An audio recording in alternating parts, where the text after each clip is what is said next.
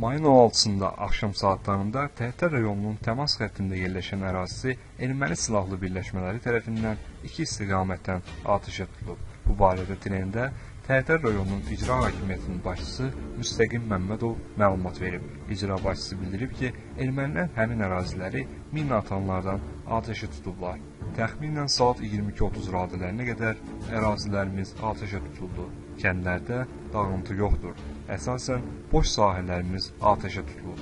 22:30 radələrində Azərbaycan Silahlı Qüvvələri düşməni cavab atəşi ilə susturdu. Hazırda sakitçilikdir.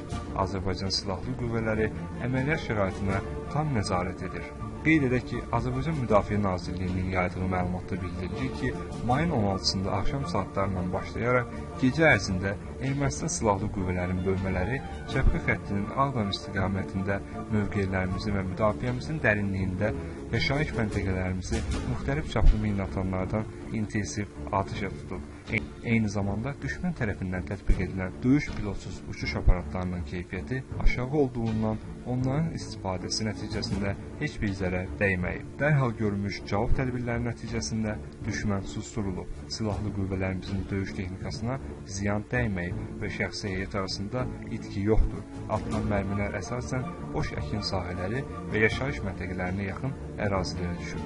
Müdafiə Nazirliyi bildirir ki, əməliyyat şəraiti silahlı qüvvələrimizin tam nəzarət altındadır.